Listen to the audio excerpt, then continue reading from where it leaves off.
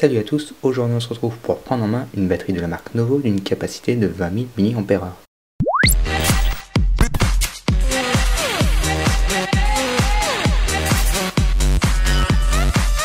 Continuez la vidéo, petit message promotionnel pour vous présenter le logiciel Geosoft Data Recovery qui vous permet de récupérer des données effacées de votre iDevice. Le logiciel est simple d'utilisation, vous avez juste à brancher votre appareil sur votre ordinateur, cliquez sur le bouton scanner, un scan débute alors et vous pourrez par exemple récupérer vos photos et vidéos effacées ou bien encore des rappels dans votre calendrier, le tout sans intervention manuelle de votre part. Une fois le scan terminé, vous pouvez cliquer sur le bouton récupérer les données.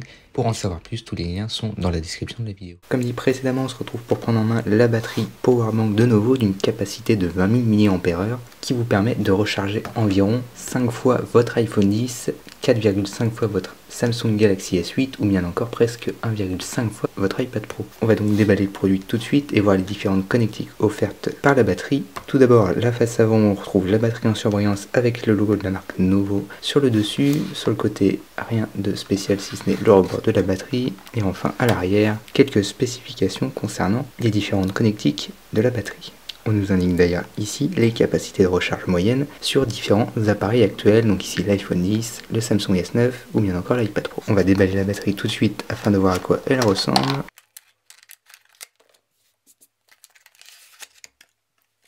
Une fois la batterie sortie, on retrouve donc au niveau du design le logo de la marque Novo sur le dessus. On est sur un plastique gris mat qui ne prend donc pas globalement les traces de doigts. C'est plutôt une bonne nouvelle. Sinon, au niveau des connectiques situés sur la tranche haute de la batterie, on va retrouver deux ports USB type A. Le premier nommé USB 1 qui est capable de sortir du 5V 2.4 A équivalent du 12 watts. Le port USB 1 adapte automatiquement la puissance à délivrer en fonction de l'appareil qui est connecté, à savoir qu'on peut connecter n'importe quel type d'appareil qui se recharge avec un port USB A. Il en est de même pour le port nommé USB 2 qui proposera globalement le même voltage, à savoir du 5V 10.5 watts alors que c'est 12 watts pour le premier. Ensuite ici on a un port USB-C qui permet à la fois de charger un appareil en phase charge jusqu'à 15 watts et de recharger la batterie très rapidement. Ici on a un port micro USB qui lui va servir aussi à recharger la batterie via un port micro USB, donc vous avez le choix de passer soit par l'USB-C soit par le micro USB pour recharger la batterie, à savoir que ce sera a priori plus rapide de passer par le port USB-C qui propose un voltage un peu plus intéressant. Ici on a le bouton pour allumer ou éteindre la batterie et on trouve ici les 4 petits indicateurs LED qui permettent de connaître le niveau de charge restante dans la batterie. Ici on voit qu'il y a deux LED bleus d'allumé, la batterie est donc chargée à 50%.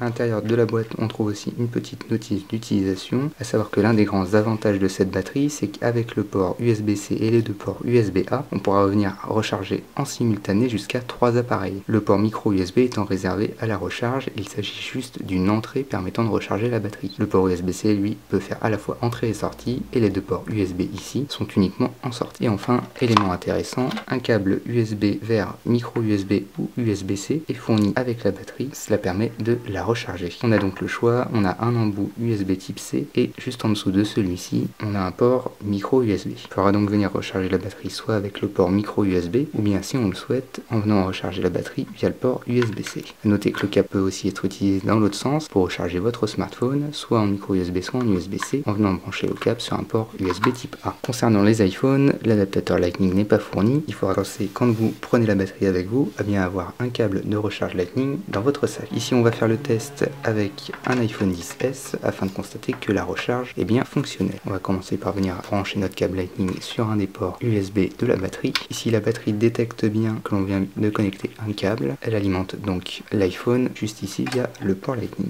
et l'iPhone se met bien en charge. Ici, en plus d'un iPhone, on pourrait donc venir relier un iPad via un câble USB vers USB-C, par exemple fourni avec les derniers iPad Pro, et ici l'un des derniers Samsung avec un câble USB-C vers USB-C. Pour finir, au niveau du poids, cette batterie pèse environ 460 grammes. On réfléchira donc un petit peu avant de la glisser dans son sac à dos, mais cependant pour la capacité qu'elle offre, ce poids est tout à fait normal. Au niveau des dimensions, on est sur du 16 cm de longueur longueur pour du 8 cm de largeur et environ 2 cm de hauteur. Novo garantit sa batterie pendant 12 mois. Si vous rencontrez donc des problèmes, le SAV est là pour vous répondre. Voilà, c'en est tout pour la prise en main de cette batterie, à savoir que Novo la commercialise sur Amazon.fr pour environ 25 €. Vous pouvez disposer d'une offre spéciale en regardant le code promotionnel situé dans la description de la vidéo. Pour résumer, les grandes caractéristiques de cette batterie: 20 000 mAh, elle permet de recharger environ 5 fois votre iPhone 10, elle dispose de 2 ports USB type A, un port USB type C en entrée et en sortie supportant la fast charge, un port micro USB pour recharger la batterie et 4 petites lettres pour vous indiquer le niveau de batterie. Voilà, c'en est tout pour cette prise en main de la batterie Novo Powerbank et moi je vous dis à la prochaine dans une prochaine vidéo.